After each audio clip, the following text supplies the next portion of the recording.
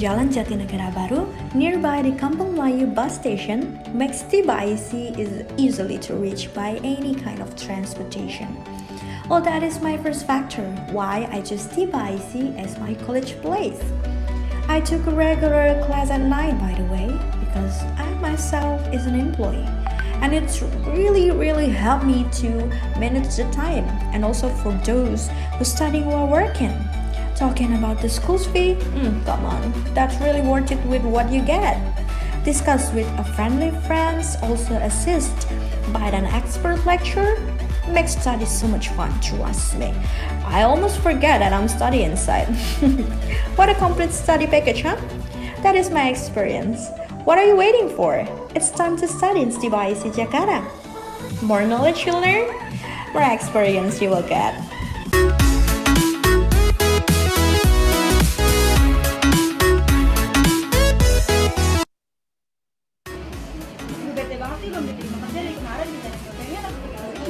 Hi girls, how are you? Oh my god, hi.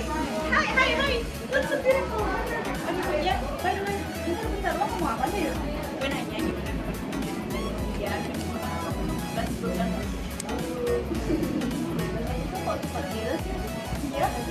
Iya, gue kuliah di Tiba IC Jakarta. Nah, Tiba itu sekolah tinggi bahasa asing di mana kalian bisa belajar bahasa Inggris lebih mendalam. Dan waktunya tuh fokus di project jadi satu lagi nih, dosennya bagus banget di sana, oh my gosh. Terus sama gue mau kerjanya apa aja tuh? Oh banyak banget gue sana liatin. Kalian bisa jadi penerjemah, tour guide, penyiar televisi, dan lain sebagainya. Bahasa Inggris juga bagus. Oke, kita ke kampusnya yuk. Yuk, boleh banget. Yaudah, kita order makanan pada lapar kan? Yaudah, mbak.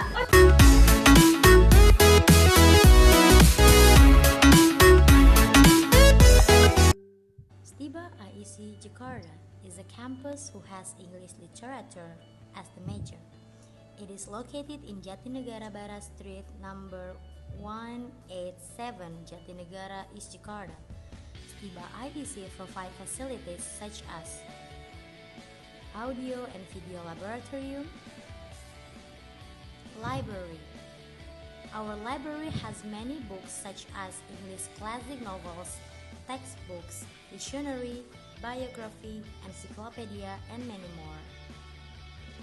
Computer lab. In computer lab, you will be provided with high-speed internet connection, classroom with high-tech equipment such as projector, laptop, full air conditioner. This is a short journey of Tiba IEC Jakarta.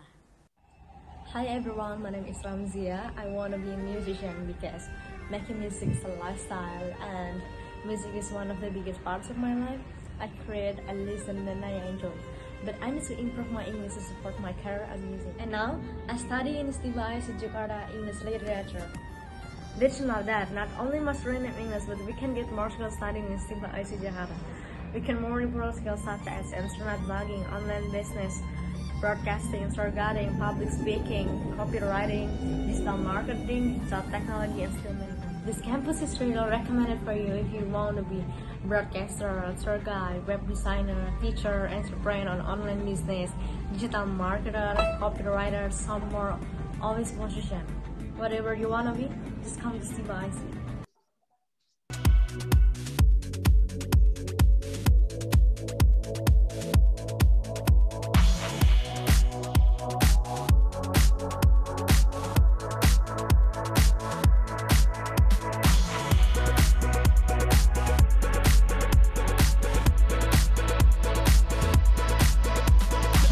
Tiba IC Jakarta is located on Jalan Jatinegara Barat number 187, East Jakarta, near Kampung Melayu bus station.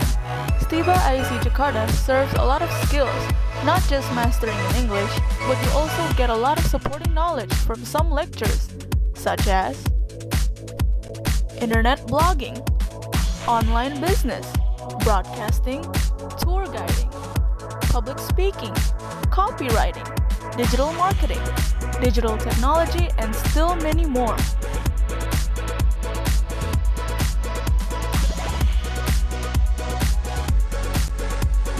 Do you want to be one of the following positions? Broadcaster, tour guide, web designer, teacher, translator or an interpreter, entrepreneur on online business, digital marketer, copywriter, or some more office positions. Stiba ISE is the right choice for your target position.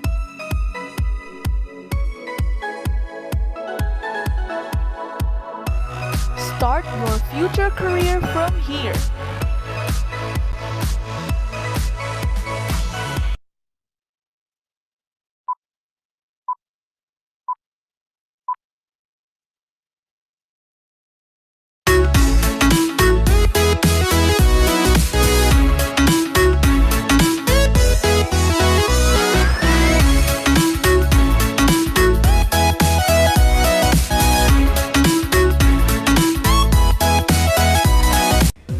Located in Jalan Jatinegara Baru, nearby the Kampung Melayu bus station, Stiba ISE is easily to reach by any kind of transportation. Well, that is my first factor why I chose Stiba ISE as my college place. I took a regular class at night, by the way, because I myself is an employee. And it's really helped me to manage the time, and also for those who studying while working. Talking about the school fee, come on, that's really worth it with what you get. Discuss with a friendly friends, also assist by an expert lecturer, makes study so much fun, trust me. I almost forget that I'm studying inside. What a complete study package, huh? That is my experience. What are you waiting for? It's time to study in Stiba ISE Jakarta. More knowledge you learn, more experience you will get.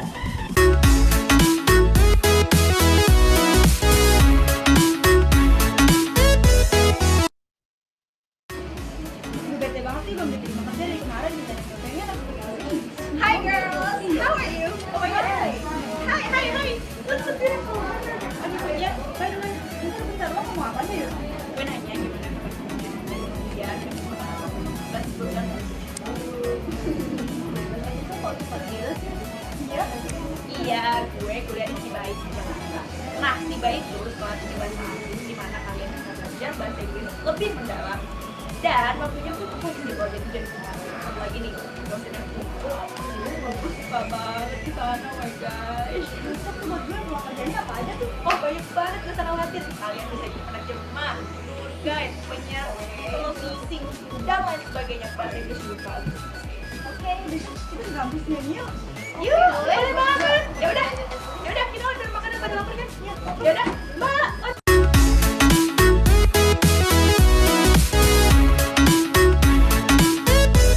Jakarta is a campus who has English literature as the major. It is located in Jatinegara Barat Street number 187, Jatinegara, East Jakarta. Stiba ISE provide facilities such as audio and video laboratorium, library. Our library has many books such as English classic novels, textbooks, dictionary, biography, encyclopedia, and many more. Computer lab. In computer lab, you will be provided with high-speed internet connection, classroom with high-tech equipment such as projector, laptop, full air conditioner. This is a short journey of Stiba ISE Jakarta. Hi everyone, my name is Ramzia. I want to be a musician because making music is a lifestyle and music is one of the biggest parts of my life. I create, I listen, and I enjoy. But I need to improve my English to support my career as music. And now, I study in Stiba ISE Jakarta English Literature. Did you know that not only mastering in English, but we can get more skills studying in Stiba ISE Jakarta. We can more improve skills such as internet blogging, online business, broadcasting, tour guiding, public speaking, copywriting, digital marketing, digital technology, and skill management. This campus is really recommended for you if you want to be broadcaster, tour guide, web designer, teacher, entrepreneur on online business, digital marketer, copywriter, some more, always position. Whatever you want to be, just come to Stiba ISE.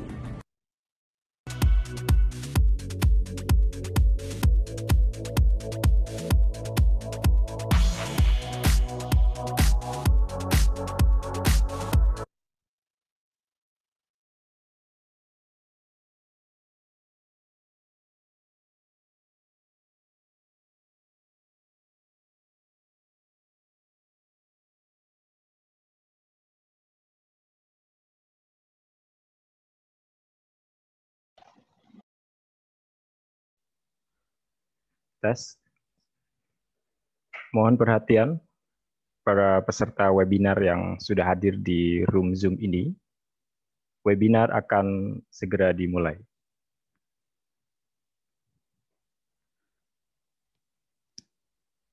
Bismillahirrahmanirrahim. Assalamualaikum warahmatullahi wabarakatuh. Selamat siang, Bapak Ibu dosen, mahasiswa, dan para peserta lainnya. Kami ucapkan terima kasih pada para peserta webinar yang sudah hadir tepat waktu, dalam keadaan sehat walafiat, dan dapat mengikuti kegiatan ini tanpa ada halangan suatu apapun. Dengan izin dan berkat rahmat Allah Subhanahu wa Ta'ala, Yang Maha Esa, kegiatan webinar nasional dengan tema strategi menerjemahkan dengan mudah dan cepat telah dimulai. Yang terhormat, pimpinan kampus Stiba IC Jakarta, Bapak Bejo Sutrisno. Yang kami hormati, Bapak narasumber, Bapak Suhendar, praktisi alih bahasa. Yang kami hormati, Ibu Moderator, Ibu Audi Yundayani, dan para peserta webinar yang budiman yang kami banggakan. Hari ini kami tentunya sangat berbahagia, mengingat dalam kegiatan webinar ini banyak pesertanya yang berasal dari berbagai daerah. Ada yang dari Semarang, Kudus, Manado, Pontianak, dari ujung timur ke ujung barat ya. Salam hormat dari kami Panitia Stiba IC Jakarta. Mohon izin untuk memperkenalkan diri, saya Muhlasul Fasih sebagai host dalam webinar nasional terjemahan ini. Dan mohon maaf apabila ada kesalahan dalam penyampaian, baik nama, gelar, dan lain sebagainya, mohon harap dimaklumi. Perlu kami sampaikan bahwa kampus Stiba IC Jakarta akan tetap terus berbakti dalam pengabdian kepada masyarakat dengan berkomitmen mengadakan kegiatan webinar, yang mana salah satunya adalah kegiatan webinar translation. Saya pribadi mohon maaf apabila ada kesalahan komunikasi baik dari kami atau dari admin kepada para peserta webinar dalam suksesi lancarnya kegiatan ini. Mohon izin, dalam webinar ini akan ada beberapa sesi. Yang pertama pembukaan, dibuka oleh saya sebagai host, saya sendiri. Yang kedua, opening remarks yang akan disampaikan oleh pimpinan Stiba IC Jakarta, Bapak Bejo Sutrisno. Yang ketiga, kegiatan inti, pemaparan oleh Bapak Suhendar, yang akan dipandu oleh Ibu Moderator, Ibu Audi Yundayani. Dan terakhir penutup dari kami dan beberapa kata penutup dari pimpinan. Bapak Ibu peserta webinar yang kami hormati, kami mohon untuk tetap selalu mematuhi tata tertib yang ada di webinar ini.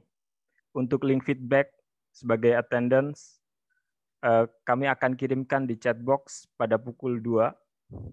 Dan untuk tertibnya webinar ini kami mohon para peserta untuk menonaktifkan mikrofonnya. Menginjak sesi berikutnya hari ini, langsung saja saya ingin menyapa beberapa peserta. Ada beberapa peserta yang dari Semarang. Ibu Dona. Halo Ibu Dona. Halo, Ibu Dona. Dan juga ada Mas Marlon. Halo Mas Marlon, apa kabar? Sehat selalu di sana. Saya yakin lagi menyantai, duduk manis, nyeduh teh gitu ya. Langsung saja kita masuk menginjak ke sesi berikutnya, yaitu opening remarks yang akan disampaikan oleh Bapak Dr. Bejo Sutrisno, MPD. Kami silakan. Halo Bapak Bejo. Halo Pak Muklas. Ya, silakan Pak Bejo. Baik, terima kasih Pak Muklas ya atas waktunya. Bismillahirrahmanirrahim. Assalamualaikum warahmatullahi wabarakatuh. Selamat siang buat Bapak Ibu semuanya serta webinar ini. sehat dan salam sejahtera. Semoga kita selalu diberi kesehatan dan kemudahan dalam segala aktivitasnya. Saya mewakili pimpinan Stiba IC Jakarta mengucapkan banyak terima kasih kepada panitia webinar, host, moderator, dan juga narasumber yang sudah menyiapkan segala sesuatunya untuk kelancaran kegiatan pada hari ini. Saya ucapkan banyak terima kasih juga kepada seluruh peserta webinar kali ini. Kegiatan ini merupakan lanjutan dari webinar-webinar sebelumnya yang merupakan wujud komitmen dari Stiba IC Jakarta untuk selalu berkontribusi terhadap masyarakat akademisi dalam rangka pengabdian kepada masyarakat. Bapak Ibu peserta webinar yang saya hormati, mohon izin ya untuk berbagi ilmu dan pengetahuan dari salah satu dosen kami, Bapak Suhendar, yang ingin berbagi pengalamannya sebagai praktisi selama ini. Sehingga dalam kesempatan kali ini, webinar yang bertemakan strategi makan dengan mudah dan cepat akan lebih banyak membahas yang sifatnya praktek terjemahan. Kami percaya kepada semua peserta webinar ini banyak yang lebih aman dan menguasai ya tentang terjemahan baik secara teori maupun secara praktek. Baik, untuk membuka kegiatan kali ini, marilah kita sama-sama berdoa semoga kegiatan ini mendatangkan manfaat untuk kita semua. Bagi yang beragama Islam, silakan dengan mengucapkan Bismillahirrahmanirrahim. Dengan ini, webinar nasional terjemahan resmi buka. Terima kasih. Wassalamualaikum warahmatullahi wabarakatuh.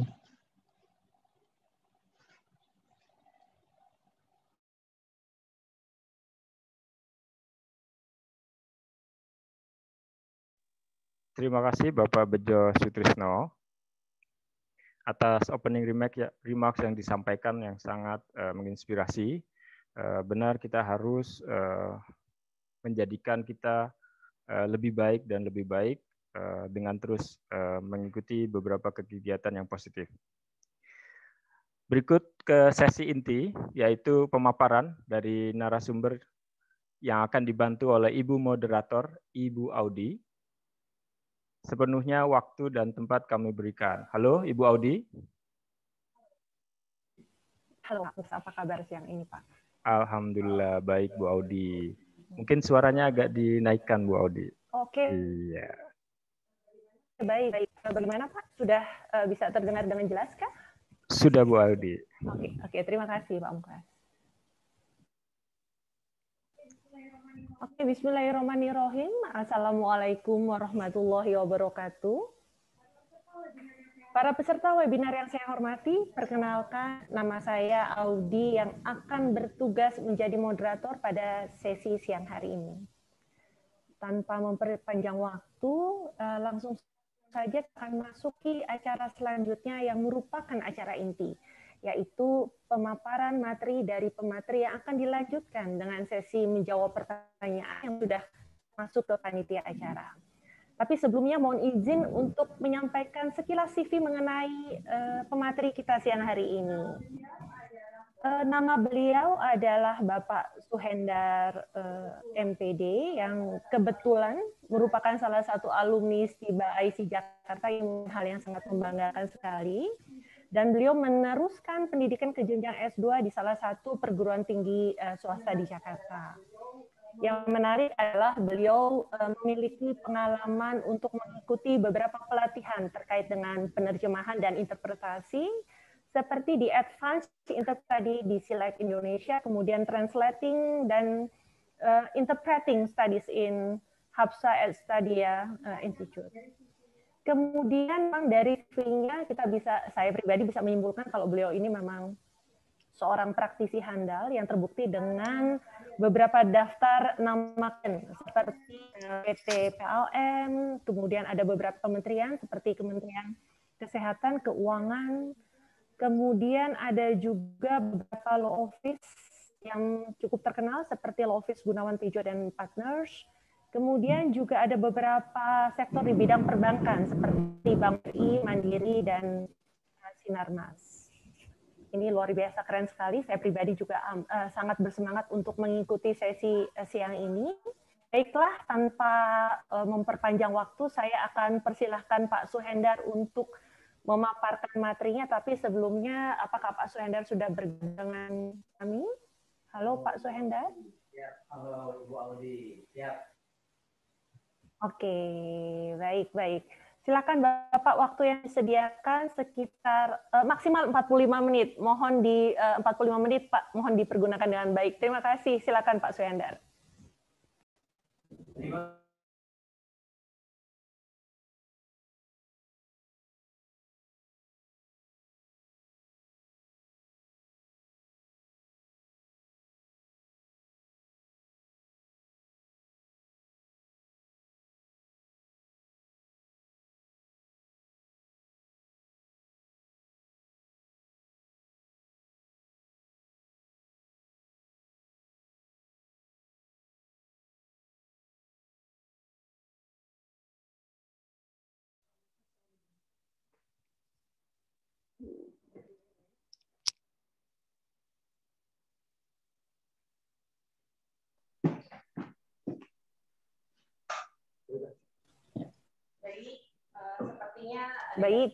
Sepertinya ada gangguan jaringan karena kebetulan di Jakarta sedang hujan deras ini di daerah Jatinegara ya. Mungkin dibantu Pak Suhendar. Oke. Baik. Oke, silakan Ibu Bapak. Audi, terima kasih. Assalamualaikum warahmatullahi wabarakatuh. Good afternoon, ladies and gentlemen. I'm very happy to join you this afternoon. Hopefully, after joining this program, you will be very motivated and also well inspired to become a very successful and professional translators. Amin. Baik, Bapak Ibu sekalian, momen terindah pada sore hari ini atau siang hari menjelang sore ini saya bisa bertemu dan berjumpa dengan Bapak-bapak dan Ibu-ibu sekalian. Ini luar biasa. Terima kasih Pak Mukhlas, terima kasih Ibu Audi, terima kasih senior saya Bapak Bejo Sutrisno yang sudah mensupport saya. Dan terima kasih pula Bapak dan Ibu sekalian yang berkenan bergabung pada teknik menerjemahkan dengan cepat dan mudah. Mudah-mudahan perjumpaan dan kebersamaan kita pada sore hari ini, pada program ini, membawa manfaat dan keberkahan buat kita semua. Amin ya rabbal alamin.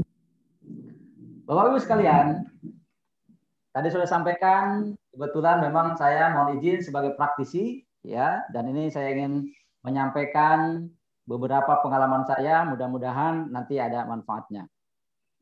Berbicara tentang penerjemahan, Bapak Ibu sekalian, ada dua jenis penerjemahan. Yang pertama adalah penerjemahan tersumpah atau disebut dengan sworn translation, dan juga penerjemahannya disebut dengan sworn in translator. Kemudian juga disebut dengan penerjemah non tersumpah atau penerjemah biasa, common translation, begitu ya. Nah, apa yang dimaksud dengan penerjemahan tersumpah? Penerjemahan tersumpah adalah penerjemahan yang berkenaan dengan dokumen-dokumen legal. Oh ya, umpamanya dokumen-dokumen tentang keputusan pengadilan, ya, baik itu pengadilan tingkat pertama, tingkat banding, tingkat kasasi, dan juga Mahkamah Konstitusi. Ya. Kemudian juga yang dimaksud dengan penerjemahan tersumpah itu adalah penerjemahan yang berkenaan dengan peraturan dan undang-undang. Ya, jadi mohon izin, ini sudah di-sharing tentang materinya yang berkenaan dengan undang-undang, ya, itu baik itu undang-undang tentang agraria, undang-undang niaga atau undang-undang tenaga kerja dan seterusnya, ya. Itu masuk dalam domain atau ranah penerjemahan tersumpah, gitu kan. Begitu juga yang dimaksud dengan penerjemahan tersumpah itu adalah yang berkenaan dengan penerjemahan yang berhubungan dengan kontrak dan juga agreement, ya, atau dia dengan MOU atau MOA, ya, itu merupakan penerjemahan tersumpah. Nah, kemudian juga yang untuk yang berhubungan dengan penerjemahan tersumpah adalah akte notaris, Bapak Ibu sekalian, ya, Bapak Ibu sekalian, kalau nanti memang berminat menjadi penerjemah, maka penerjemahan tersumpah itu adalah diantaranya untuk menerjemahkan akte notaris, ya, seperti umpamanya akte pendirian perusahaan, anggaran dasar, anggaran rumah tangga, begitu ya. Kemudian juga keputusan para pemegang saham, ya. Kemudian juga penerjemahan tersumpah itu penerjemahan yang memang berkenaan dengan dokumen-dokumen yang diperlukan untuk kepentingan umpamanya sekolah di luar negeri atau kepentingan untuk bekerja di luar negeri atau mungkin bahkan pindah kewarganegaraan, ya, itu maka itu otomatis akan diperlukan penerjemahan tersumpah dan harus diterjemahkan oleh penerjemah tersumpah, begitu Bapak Ibu. Nah, kemudian penerjemahan tersumpah itu nanti akan berkenaan juga dengan aspek delik hukum, ya. Umpamanya kalau ada apa namanya tentang tindak pidana, ya, itu kan penggelapan atau mungkin itu penipuan atau bukan itu tindakan kriminal, maka otomatis nanti terjemahannya atau dokumennya harus dalam dokumen tersumpah. Nah, bagaimana dengan dokumen yang lain? Ya, penerjemahan biasa adalah dokumen-dokumen yang non tersumpah, ya, seperti umpamanya reportase, kemudian artikel-artikel jurnal, ya, kemudian buku-buku panduan, ya, buku-buku pendidikan, atau mungkin karya-karya sastra, ya, Bapak Ibu sekalian, ya. Jadi itu tidak perlu harus ditersumpah. Ya, kalau tersumpah itu kan memang itu harus nanti diterjemahkan oleh tersumpah yang sudah disumpah oleh gubernur, gitu ya. Nah, itu. Apakah ada pendidikannya untuk menjadi penerjemah tersumpah? Ya, pendidikannya ada, Bapak Ibu sekalian, ya. Mungkin nanti bisa dihubungi di Jakarta ini atau di universitas tertentu memang sudah mengadakan untuk semacam sworn translation preparation, gitu ya. Nah, seperti itu Bapak Ibu sekalian. Nah, ada yang ketiga Bapak Ibu, ini yang tidak kehendaki, yaitu penerjemah yang sumpahin. Ya. Jangan sampai terjadi penerjemah yang disumpahin, ya. Penerjemah yang dielu-elukan, gitu ya. Lu gitu ya, itu maksudnya. Nah, baik Ibu sekalian, apa itu terjemahan?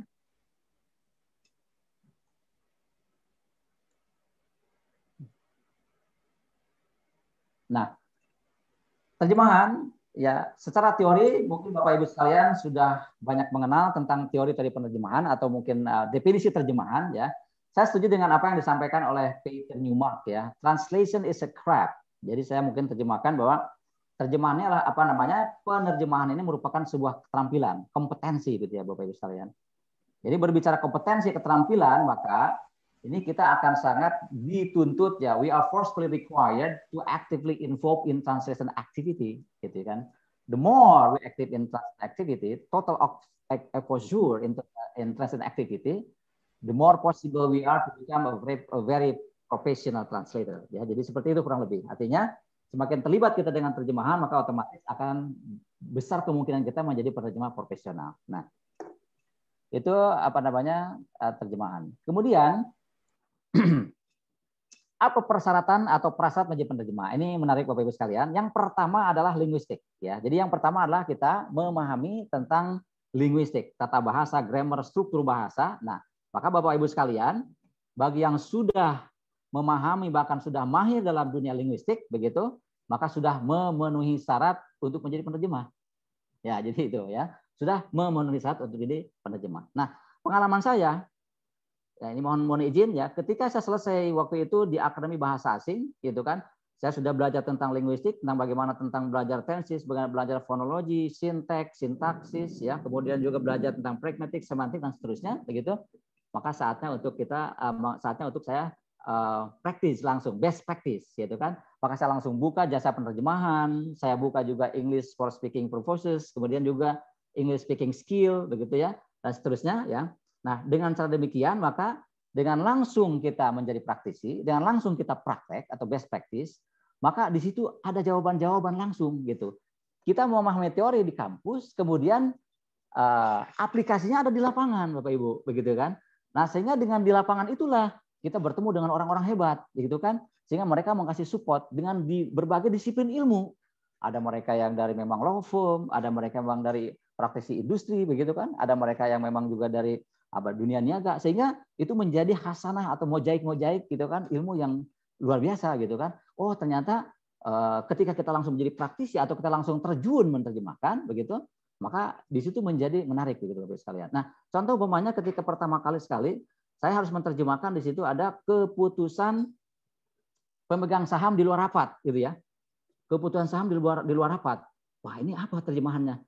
Nah, dengan rentang waktu tertentu, ya, di kesempatan lainnya saya menerima juga penerjemahan dalam versi bahasa Inggrisnya, begitu Bapak Ibu sekalian. Nah, menariknya maka di situ jawabannya langsung ada. Oh, ternyata keputusan pemegang saham di luar rapat itu terjemahannya di situ ada circular resolution. Wah, jadi circular resolution in lieu of meeting. Oh, ternyata ini terjemahannya Bapak Ibu. Jadi sehingga demikian ada jawabannya. Begitupun juga umpamanya kalau kita ingin menerjemahkan dari keputusan pengadilan, ya. Kita mau pakai apa ini? Mau pakai decision, mau pakai verdict, pakai apa? ternyata memang di lapangan ada pakai verdict begitu ya. Ya mungkin Bapak Ibu kalau memang kita belum terjun ke lapangan ya paling tidak kita akan pilih-pilih mana dulu begitu ya. Gitu. Jadi yang penting linguistik begitu Pak Ibu. Begitupun juga ketika apa ya pengadilan tingkat pertama, tingkat banding gitu kan. Kemudian juga apa dengan penggugat, tergugat begitu ya, tergugat banding, tergugat kasasi gitu. Begitu di lapangan, oh iya ternyata penggugat itu the plaintiff, wah gitu kan. Kemudian juga tergugat ya apa the defendant, nah gitu kan. Kemudian juga begitu naik ke tingkat banding the appellant, ya naik lagi tergugat banding the appellee gitu. Naik ke kasasi the appellant in cassation, nah, gitu kan. Itu semua ada di lapangan Bapak Ibu gitu kan.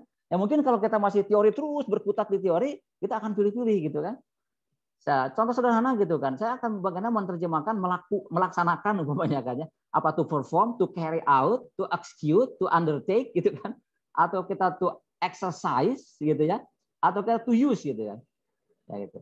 Ya, melaksanakan hak kita itu ternyata to exercise gitu ya, tidak to perform, tidak to conduct gitu, menjadi to exercise our right gitu ya. Loh, kok selesai ada di lapangan Bapak Ibu gitu ya, gitu. Begitupun juga apa namanya yang berhubungan dengan pemantauan kita pakai to carry out. Nah, seperti itu ya. Mengajukan umpamanya Kak. Kita pakai apa mengajukan? To submit, to raise atau to file ya kan. Ternyata kalau mengajukan tergantung kalau mengajukan gagasan kita maka to propose ya, propose. Tapi kalau kita mengajukan tentang banding to file an appeal gitu ya. Semuanya ada di lapangan gitu ya. Ada di lapangan. Nah, maka dengan demikian ketika kita ini apa namanya memiliki kemampuan linguistik dan saya percaya Bapak Ibu memang sudah memiliki kemampuan linguistik ya saatnya langsung untuk memiliki learning outcome untuk apa namanya menjadi penerjemah ya karena salah satu tujuan apa kemampuan dalam English communication skill is apa namanya translation ya artinya menjadi seorang penerjemah atau menjadi seorang juru bahasa juga gitu kan. Nah itu Bapak Ibu sekalian ya. Nah pertanyaannya sekarang kenapa harus linguistik ya? Contoh ada kalimat di sini ya, selaras dengan kerendahan hati kami. Kiranya akan sangat bermanfaat apabila tanda kasih yang diberikan tidak berupa karangan bunga atau cenderamata. Nah, ini contoh saja barangkali Bapak Ibu ya. Ini sejenis kalimat seperti ini, contoh saja. Kita lihat ya, kalimat ini sesungguhnya esensinya kiranya akan sangat bermanfaat. Ya, ini intinya. Jadi cepat saja, kiranya akan sangat bermanfaat. Yang lain, bumbu-bumbu yang lain untuk sementara kita abaikan dulu. Kiranya akan sangat bermanfaat. Akan muncul it is very appreciated, ya kan? Oh ini, kemudian ketika ada kata akan, kata di linguistik, misalnya in future ya Pak, Ibu sekalian, maka it will be very appreciated. Nah, kemudian apakah ini betul-betul memang pasti bermanfaat? Belum tentu. Ini kan baru kiranya bermanfaat, maka it will be very appreciated, gitu kan? Kemudian dilangsungkan dengan ya, it will be very appreciated if your present or token of love were not in the form of bouquet nor souvenir. Menjadi were not, kenapa? Ini kan pengandaian, gitu kan? Kemudian nor ya atau sepertinya. Nah ini kurang lebih seperti ini. Maka diperlukan apa namanya pendekatan linguistik, ya kan? Pendekatan linguistik, ya. Tetapi memang di lapangan ini menarik ya Bapak Ibu sekalian, gitu kan? Tidak memang berbasis linguistik. Kadang-kadang seperti kata paling sederhana sekali. Saya ketika waktu itu harus menerjemahkan akte notaris, di situ ada penghadap, ya para penghadap, gitu kan? Nah, di situ para penghadap menurut saya harus diterjemahkan harus the appearing person gitu kan. Nah, tetapi ternyata di lapangan dengan the appearer itu kan sebenarnya tidak berterima gitu kan. The appear. Kalau driver atau teacher itu fine ya, itu bisa. Tapi kalau appear tambah dengan appearer itu tidak berterima. Tetapi memang demikian di lapangan. Begitupun juga penggunaan kata shall. Shall hanya khusus untuk you, we dan I banyak kan. Tapi di lapangan pakainya shall ya. The first party shall be obliged dan seterusnya. Jadi shall juga berlaku begitu ya. Kemudian juga kausatif seperti itu. Nah, apa namanya penggunaan kausatif umpamanya di sini contohnya nah saya langsung ke beberapa contoh saja ya gitu.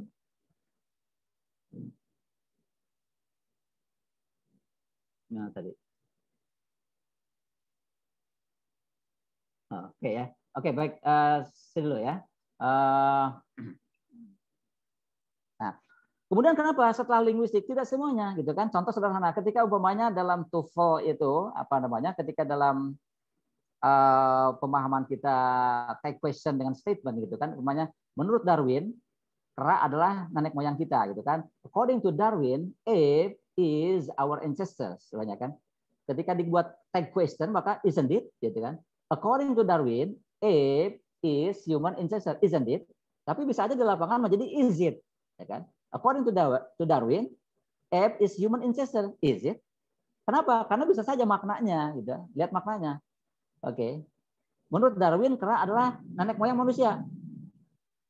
Apakah betul? Gitu kan? Apa iya? Masa iya sih seperti itu? Nah, bisa aja seperti itu. Ya. Jadi di lapangan tentu ada beberapa pengecualian. Ya. Kemudian sosial linguistik. Kenapa kita sosial linguistik? Umpamanya kalau kita ingin menerjemahkan, Ibu Aminah merasa pusing 7 keliling, umpamanya kan? Karena dia sudah bekerja banting tulang, kaki jadi kepala, kepala jadi kaki, umpamanya kan. Tapi hasilnya masih Senin Kemis. Belakangan dia menambah sedikit modal usahanya. Bapak Ibu sekalian ya. Di situ ada banting tulang, ada kemudian apa namanya di situ kaki jadi kepala jadi kaki, gitu kan. Kemudian di situ menjadi pusing 7 keliling, ya kan. Ibu Aminah merasa pusing 7 keliling karena dia sudah bekerja banting tulang, kepala jadi kaki jadi kepala. Tapi hasilnya masih Senin Kemis. Nah, yang jelas kita tidak akan mungkin kalau diterjemahkan dalam konteks mesin translating machine ya, itu nanti akan ada Monday dan Thursday pasti itu kurang lebih gitu ya. Monday and Thursday begitu ya. Padahal di situ artinya cukup dengan kita menerjemahkan Ibu Aminah is disappointed atau dissatisfied begitu kan. Di situ tidak perlu terjemah. Kalau kita terjemahkan menjadi 7 rounds ya, till digit 7 round, why 7 rounds namanya kan. Begitupun jungkir balik dan seterusnya. Pokoknya like circus players kan nggak begitu. Ya, artinya di situ lebih kepada sosial linguistik ya Bapak Ibu ya. Ini ranahnya sosial linguistik. Maka dengan demikian apa namanya menambah sedikit modal usahanya ya. Bahasa kita memang menambah itu sedikit gitu. Maka ketika saya menjadi apa namanya pengajar di ekspatriat itu kan orang bule ekspatriat bilang, "Wah, Suhendar, menambah jadi sedikit. Bukankah menambah menjadi banyak?" Iya, saya berenung juga. Betul juga ya, menambah banyak. Maka ketika dalam bahasa Inggris kan add more please ya kan.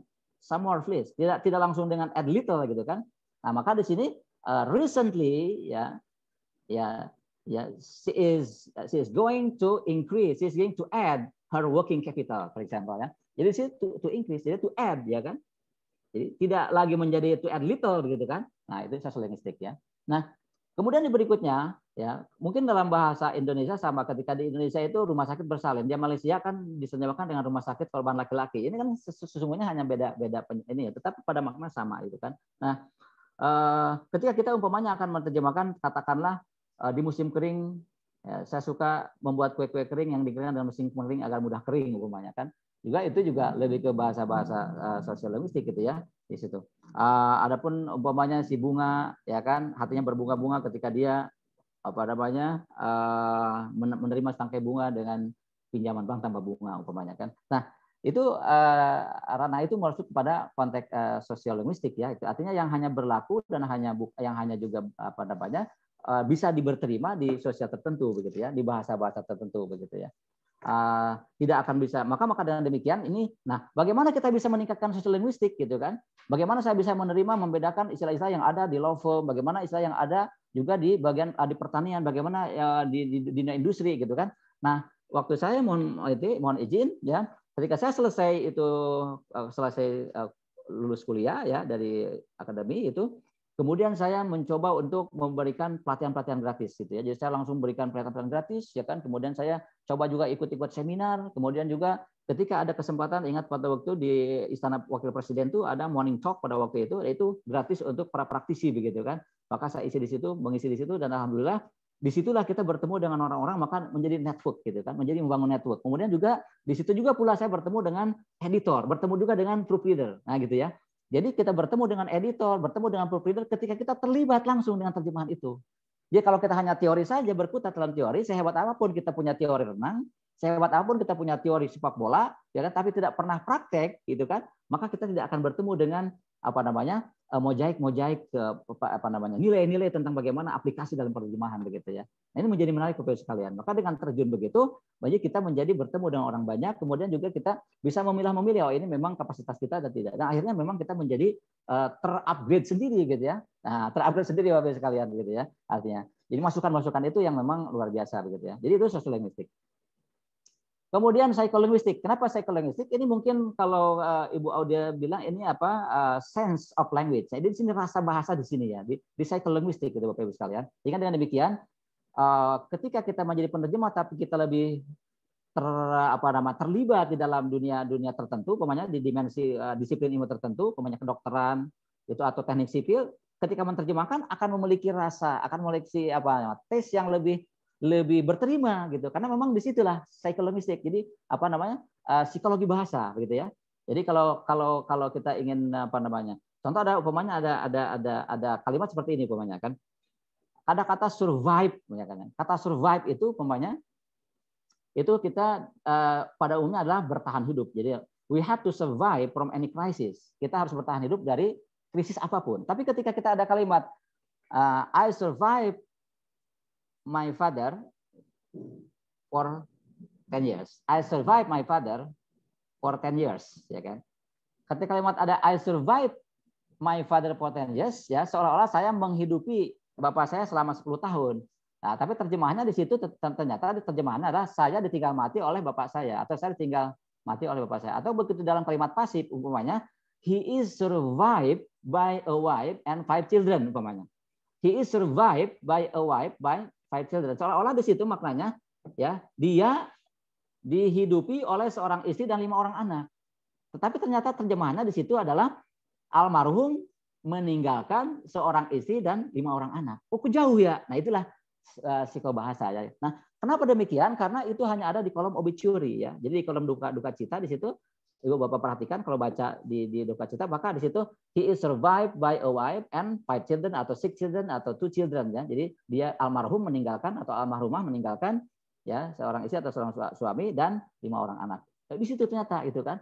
Jadi di sinilah apa namanya pengalaman-pengalaman ini mungkin tidak bisa dilihat kalau kita dalam teori saja gitu. Jadi begitu aplikasi. Maka dengan demikian Bapak Ibu sekalian, ya saya begitu memang sudah selesai di Akademi Bahasa Asing, kemudian masuk juga ke strategi ilmu bahasa asing yang membesarkan saya di sini ya. Jadi saya bersyukur ini sekali ya bertemu dengan dosen-dosen yang luar biasa memberikan semangat pada saya gitu kan. Maka saya pun juga langsung menjadi praktisi di situ, langsung juru bahasa, kemudian juga menjadi untuk trainer expatriate bahasa expatriate, kemudian juga untuk TOEFL, IELTS dan seterusnya ya. Jadi sampai saat ini memang terlibat dengan aktivitas bahasa Inggris gitu kan. Nah, kemudian yang terakhir adalah message. Nah, Bapak Ibu sekalian, jadi ini yang terpenting bagaimana kita menangkap message. Jadi intinya kalau kita sudah memahami linguistik, kemudian sosial linguistik dengan kita terlibat ya menjadi praktisi, kemudian kita juga bertemu dengan orang-orang hebat, bertemu dengan advisor, dengan proofreader, dengan di situ peer review ya, reviewer yang ada itu kan. Karena mereka itu nanti akan mensupport kita Bapak Ibu sekalian. Ya. Jadi ketika kita terjun akan mensupport gitu kan. Akan membantu gitu kan, membantu kita. Nah, maka yang terakhir message. Nah, ini kadang-kadang message ini yang menjadi penting untuk kita pahami gitu ya. Contoh sederhana, kalau kita mau belanja di pasar tradisional kita bilang, "Pak, jeruk berapa?" gitu ya. Pak, jeruk berapa sesungguhnya bukan jumlah jeruknya tapi sesungguhnya dan itu langsung penjual langsung bilang 20.000 Pak. Itu artinya memang kita langsung komunikasi di situ. Oh, maksudnya di situ adalah jumlah harga jeruk begitu ya Pak. Begitu pun ya kalau kita sederhananya umpamanya Pak, Blok M di mana Pak? Atau Blok M kemana Pak? Itu. Blok M kemana gitu kan? Kalau kita mau jujur dijawab Blok M kemana, mungkin yang ditanya akan sebentar Pak. Sebenarnya dari dulu Blok M nggak kemana-mana Pak, di situ terus gitu. Tapi sesungguhnya kita bertanya bagaimana kalau saya mau ke Blok M? Langsung dia langsung jawab, oke kalau ke Blok M Bapak boleh ngambil ini, jurusannya di sini seterusnya ya. Oke, nah itu. Begitupun juga dalam kalimat ya. Maka di sini contoh seperti di sini. Maka yang penting message-nya it is very appreciated ya. Jadi kiranya akan sangat bermanfaat. Kemudian kenapa ini di sini berikutnya dengan it will be? Apakah ini diganti dengan it would be? Nah, ini Bapak Ibu sekalian, ketika diekspresikan dalam bentuk present, berarti itu nyata gitu ya. Tetapi ketika dalam bentuk past tense ya, jadi itu sebetulnya kiranya ya kan merupakan sebuah doa. Begitupun juga sama dengan aktivitas kita gitu kan. Kalau kita mengatakan di dalam keseharian umpamanya kan we love English begitu ya, atau I love you for example ya. Ketika kita mengatakan we love English, since when, for how long, until when ya, sejak kapan, untuk berapa lama, itu tidak menjadi concern kita. Sama dengan halnya the sun rises in the east. Matahari ya terbit dari sebelah timur, sejak kapan ya kan, since when, until when, for how long, itu tidak menjadi concern kita gitu kan. Nah, tetapi ketika kita menerjemahkan dengan pemerintah tidak, umpamanya contoh ya kalimat, pemerintah tidak melaksanakan program pengentasan kemiskinan umpamanya kan. Pemerintah tidak melaksanakan program pengentasan kemiskinan. Oke? Nah, maka kalimat ini sesungguhnya mengingatkan kita ya, mengharuskan kita kalimat ini ya bahwa harus berubah menjadi baik begitu ya. Maka jangan dibuat dalam bentuk present, ya kan? Kalau kita katakan dengan present the government does not perform alleviative property program, ya. The government does not perform alleviative property program, ya, alleviative property abolition program. Berarti di situ tidak ada itikat baik ya dari kita atau tidak ada pemerintah untuk mengentaskan kemiskinan. Maka harus dibuat dalam bentuk inform. Ya, dibuat dalam bentuk progresif, gitu kan? The government does not perform poverty alleviation program. Poverty alleviation program. Jadi pemerintah ya pemerintah belum melaksanakan program pengentasan kemiskinan, tetapi dalam proses untuk melaksanakan program pengentasan kemiskinan ya. Jadi seperti itu. Jadi kalau diekspresikan, begitupun juga kalau diekspresikan dengan menggunakan contoh sederhana pemanyakan, ini contoh saja I work dengan I have work gitu kan. Ketika I work dan I have work itu, maka itu bermakna bahwa kalau yang pertama ya itu seperti tadi ya absolut. Tetapi ketika I have work berarti di situ menunjukkan bahwa kita menginformasikan kepada orang yang tahu sebelumnya gitu ya. Tahu kondisi sebelum saya belum bekerja gitu kan. Saya sudah mandiri sekarang berarti tahu ketika saya belum mandirinya gitu kan. Nah, maka itu menggunakan present perfect ya Pak gitu. Kemudian berikutnya contoh pihak kedua wajib memberikan laporan kepada pihak pertama. The second party shall be obliged to submit a report to the first party ya. Nah di sini kenapa kok menjadi pasif? Gitu. Maka kalimat itu harus dilihat dulu apakah kalimat ini pasif atau aktif Bapak Ibu ya. Gitu. Nah seperti di sini the second party shall be ini di lapangan seperti ini gitu ya.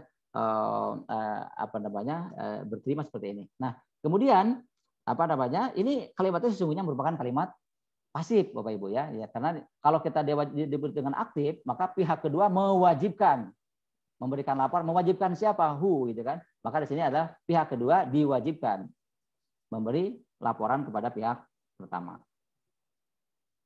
Nah, kemudian berikutnya, ya seperti yang saya sampaikan tadi ya, the government is not performing a poverty alleviation program gitu ya. Karena apa? Karena ini adalah bermakna secara nilai harus berubah, gitu kan?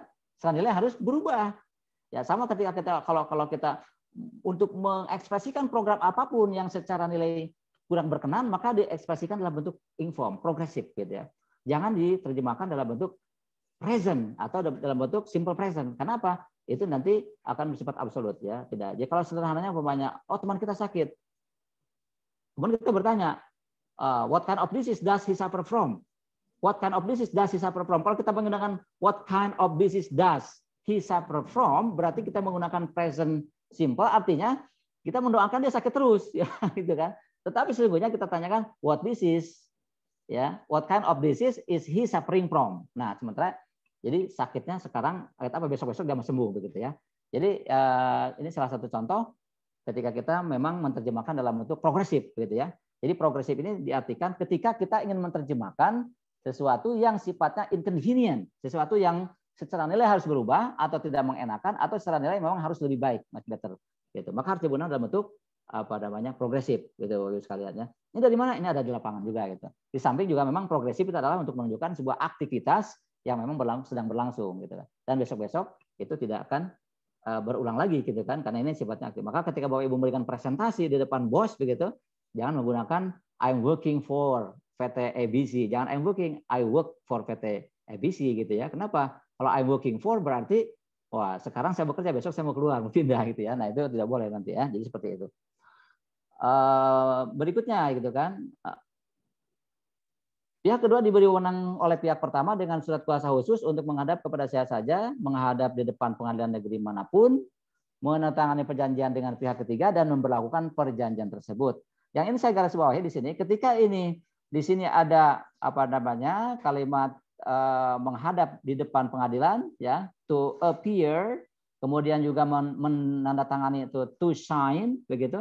Tapi ketika memberlakukan di sini menjadi to have it enforced. Kenapa tidak to enforce ya? Kenapa tidak to enforce begitu ya? Kenapa? Karena dalam konteks ini adalah pihak kedua atau pihak manapun tidak bisa memberlakukan sebuah perjanjian tanpa ada kontribusi dari pihak yang lain, begitu kan? Maka dengan demikian ini dalam bahasa linguistik berhubungan dengan kausatif, Bapak Ibu ya. Jadi ketika kita ini saya akan membetulkan komputer saya. Tidak bisa kita mengatakan I want to repair my computer, I want to fix my computer. Tidak bisa begitu ya. Kenapa? Karena kita bukan teknisi. Ya, maka I want to have my computer repaired, begitu ya. Begitu ya. Atau I want to get technician to repair my computer, gitu kan. Nah, begitu sama, gitu kan. Jadi kalau ada kalimat saya ingin mencukur rambut saya, gitu kan, atau saya ingin mendinginkan mobil saya, itu tidak bisa langsung. Kenapa? Memerlukan peran daripada entitas lain, gitu ya, entitas lain. Maka dengan demikian tidak bisa digunakan dalam bentuk langsung, gitu. Nah, maka di sini kalimat alternatif terjemahannya kurang lebih, the second party shall be duly authorized by the first party by virtue of special power of attorney to appear before whomsoever and before any district court to sign an agreement ya with the third party and to have it enforced, seperti itu. Ini dalam bentuk kemudian berikutnya ini kalimat ini ya Bapak Ibu sekalian, mohon maaf ini tadi yang terlewat. Nah, kenapa kalimat? Nah, bagaimana cara kita menangkap message gitu kan? Tadi sudah diintikan bahwa ketika kita sudah memahami linguistik, kemudian kita sudah memahami juga social linguistik, dan juga kita memahami tentang psikologistik dan message. Nah, bagaimana cara kita ya kan? Bagaimana cara kita ini bisa langsung menangkap message? Nah, Bapak Ibu sekalian, ini saya mundur lagi ke sini ya. Ini ya. Nah, kalimat ini ya, ini saya temukan di lapangan. Jadi dalam bagaimana cara kita menerjemahkan, membuat ya simplifikasi yang menurut kita nyaman. Nah, gitu ya. Jadi kita nyaman berkomunikasi, nyaman berbahasa, nyaman juga dalam melaksanakan terjemahan. Nah, bagaimana caranya? Ini saya membuat simplifikasi seperti ini. Saya sebut dengan SEM ya, Simplified English Method, gitu kan. Bahwa kalimat itu akan dimulai dengan benda, ya. Dan kalimat itu akan ada subjek dan predikat, gitu kan. Jadi kalimat itu pasti akan menggunakan SP, ya kan? SP. Nah, bisa aja langsung objek, bisa juga komplement, gitu kan.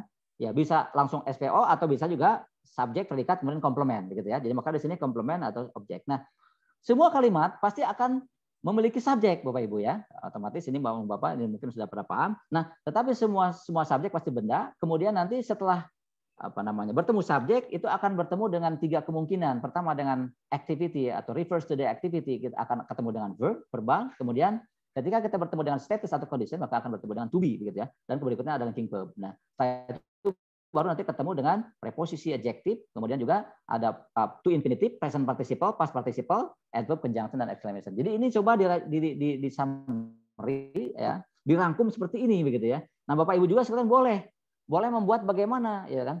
Kalau kita lihat di TOEFL sama di TOEFL, di Longman atau di Barron itu kurang lebih ada 130 problem gitu ya. Ada 130 problem dan itu banyak rumusnya banyak gitu. Nah, ini kalau dengan rumus ini kemudian kita dimulakan rangkuman seperti ini ya, maka ini menjadi simpel. Nah, Bapak Ibu boleh aja bisa aja nanti buat umpamanya dengan rumus seperti susunan strategi main bola kan menjadi 1 2 3 4 begitu kan. Ya, sudah seperti itu silakan ya. Ini bagaimana kita memudahkan dalam rangka menangkap message gitu ya. Dalam rangka kita menangkap message gitu ya. Demikian gitu kan. Nah, kemudian setelah kita menangkap message Bapak Ibu sekalian ya, maka kita harus langsung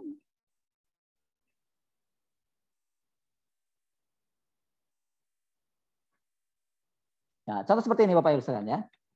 Ini contoh untuk terjemahan politik umpamanya kan. Nah, kalimat seperti ini ya kan. Ada beberapa baris di sini ya, sekitar 4-5 baris sesungguhnya. Kalau kita lihat esensi kalimat message-nya kalimat ini adalah ya the House of Representatives atau DPR seems to approve all the 20 ambassadorial nominees. Seperti itu ya Bapak Ibu sekalian. Jadi artinya inilah pesannya, inilah message-nya gitu, ya kan? Ya, sama kalau kita juga kalau berbicara biasanya banyak bumbu-bumbunya umpamanya kan. Iya ya, pandemi ya yang berawal dari negeri Tiongkok yang menyebar ke berbagai negara seluruh dunia ya memporak-porandakan perekonomian negara kita umpamanya kan.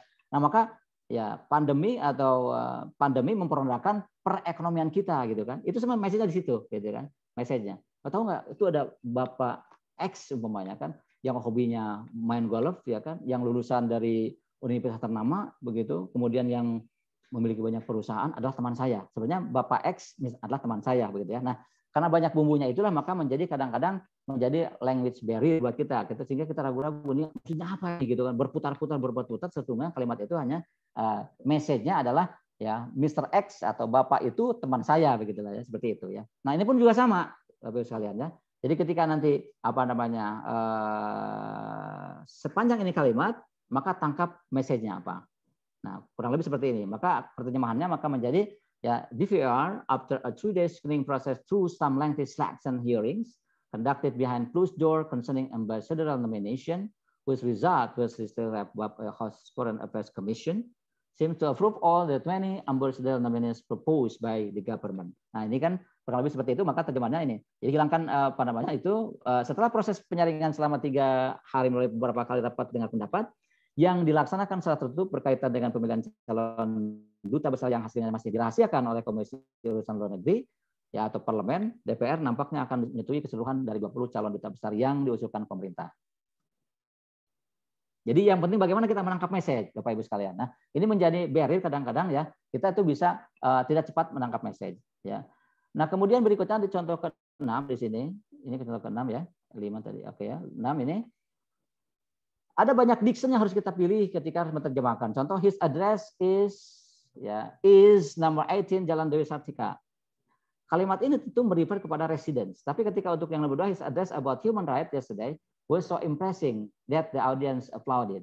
Di sini menunjukkan bahwa ya address di sini adalah arahannya atau pidatonya. Begitupun juga kalimat ketiganya don't address him a boy. Jangan anggap dia lagi anak-anak ya. It's time for us to address. Address di sini adalah bagian untuk membahas ya. Please address yourself in good manner. Ya, berperilakulah dengan perilaku yang baik.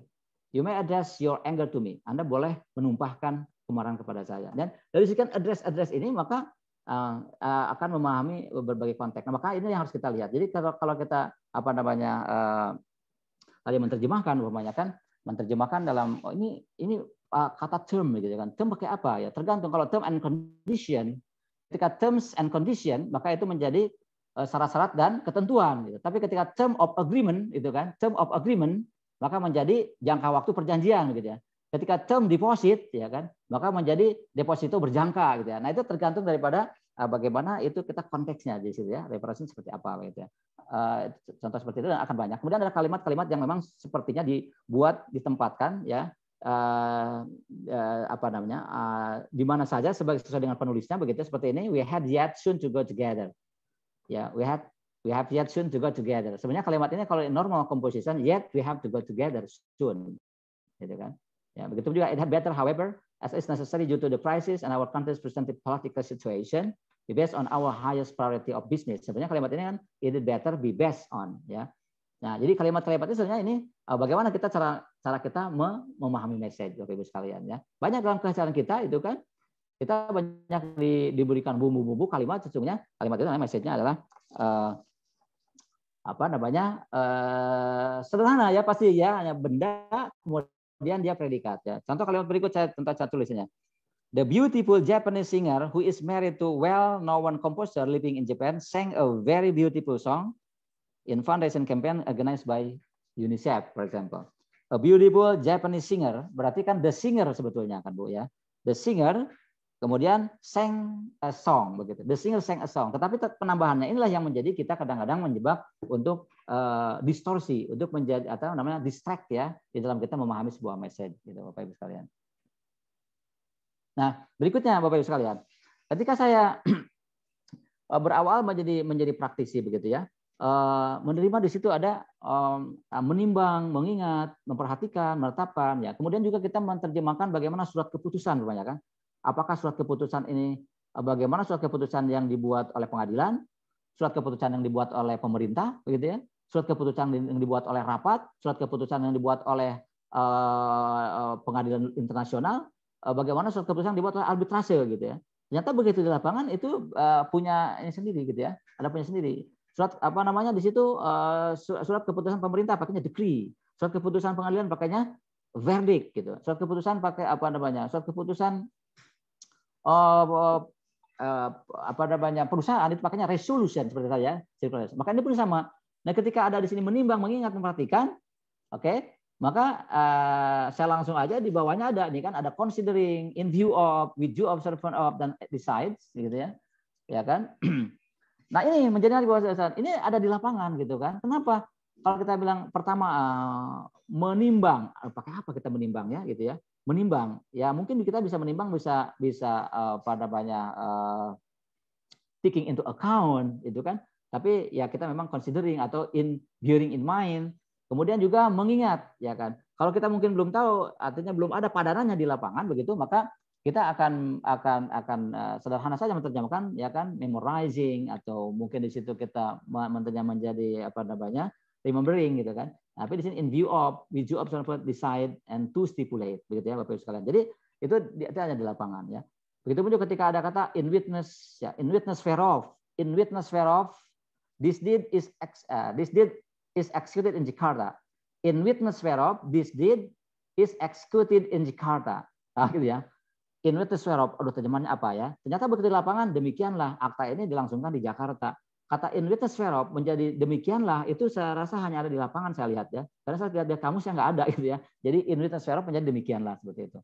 Nah, ini ada di lapangan Bapak Ibu. Maka dengan demikian bagi Bapak Ibu sekalian yang memang sudah, kenapa tercepat tekniknya adalah langsung melaksanakan atau menjadi praktisi atau langsung menerjemahkan gitu ya. Jadi kalau Bapak Ibu setelah selesai di pelatihan ini, ketika ada order langsung diterima, pokoknya kan langsung diterjemahkan, kemudian nanti tinggal berikan kepada orang yang memang untuk menjadi reviewer atau untuk menjadi editor atau proofreader. Nah, tetapi nanti hasilnya langsung di-keep Bapak Ibu sekalian. Berikutnya ya, begitu dapat lagi seperti itu, maka akan kita menjadi punya experience di situ ya gitu. Nah, seperti itu Bapak Ibu sekalian. Berikutnya juga pendekatan menerjemahkan. Bagaimana pendekatan penerjemahan ya? Yang pertama penguasaan linguistik Bapak Ibu sekalian ya. Jadi ini bagi Bapak Ibu yang sudah memang ya memiliki pengenalan linguistik, sudah memang kuliah di jurusan bahasa begitu.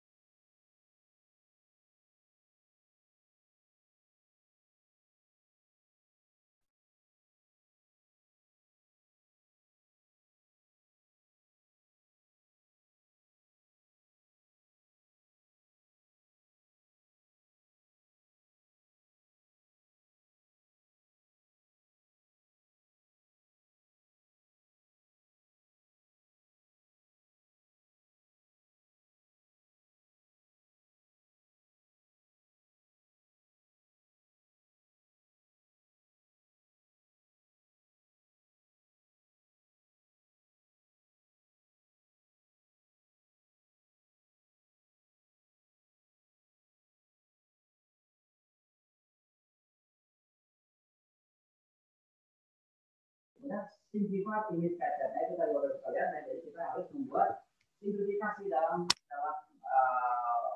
kemampuan bahasa. Sepanjang aku kalimat pasti dia terbangun atau terbentuk dengan subjek predikat atau dengan komponen. Nah, maka demikian dibuat begitu. Berikut kompetensi. Tensis itu umpamanya ada 16. Ya, sesungguhnya tensis hanya ada 2. Ya. Ketika dia nyata, ketika dia berlaku, maka itu present, Bapak Ibu. Tapi kalau tidak nyata, tidak berlaku, maka itu adalah past tense, ya kan? Tapi nanti ada derivasinya. Ketika present ada present future, present perfect, ada juga present future continuous, ya kan? Jadi ada past future, present perfect, dan juga past future. Nah, contoh sederhana umpamanya ini sangat sederhana sekali, umpamanya. Insinyur Soekarno adalah presiden Indonesia, presiden adalah bapak-bapak presiden Indonesia. Nah, kalau kita ada Pak Insinyur Soekarno is the first President of Indonesia. Presiden Soekarno, Insinyur Soekarno is the first President of Indonesia. Kenapa is? Karena memang itu nyata real. Gitu. Tapi ketika memang dirubah kalimatnya, ya Insinyur Soekarno was the President of Indonesia. Karena nggak nyata lagi. Sama ketika kita menerjemahkan umpamanya Adam dan Hawa adalah nenek moyang kita. Kan? Bagaimana kita menerjemahkan Adam dan Hawa nenek moyang? Adam and Eve, ya. Adam and Eve are our ancestors. Lupa kenapa are? Kan itu sudah lama, harusnya were. Nah, yang lama itu kan memang orang, tetapi statementnya berlaku gitu. Adam dan Hawa adalah nenek moyang kita. Kalau kita bilang Adam and Eve were our ancestors, berarti dulu Adam dan Hawa nenek moyang kita gitu kan, sekarang bukan. Artinya sekarang apa? Nah seperti itu ya. Jadi membuat simplifikasi. Begitu kata sifat, Bapak Ibu sekalian. Kata sifat itu memang ada tiga ya, ada tiga. Ada bare adjektif, ada kemudian pure adjektif, ada juga causative adjektif gitu kan. Jadi kalau kita menerjemahkan saya punya tas hitam kulit buaya yang mahal dan antik gitu kan. Itu kan kata sifat sudah ada gitu kan. Saya punya tas hitam kulit buaya yang mahal dan antik. Berarti yang terpenting saya punya tas begitu ya. I have a bag. Itu dulu. Karena buayanya nggak ada. Kalau maaf Ibu Bapak, apakah lihat tas saya kan begitu? Tidak. Maaf Ibu Bapak, apakah lihat buaya saya? Kan buaya di situ kan ada. Maka yang ada tasnya. Maka di situ I have an antique bag, crocodile leather bag. Nah, jadi yang terpenting saya I have a bag itu dulu, ya kan? Simple dulu, I have a bag sudah. Andaikan pun was kamu tidak terjemah terjemahkan, message-nya sudah sampai, gitu ya. Maka I have, tapi langsung lengkapkan. Saya punya tas hitam kulit buaya yang antik dan mahal. I have an antique, ya. I have an antique expensive black crocodile leather bag, gitu kan. Yang penting I have a bag. Nah itu aja simplifikasi Bapak Ibu sekalian ya. Kemudian berikutnya. Mengatasi kendala bahasa ya, message comprehension ya, seperti saya sampaikan tadi. Jadi bagaimana nanti itu ketika kita ingin menerjemahkan itu adalah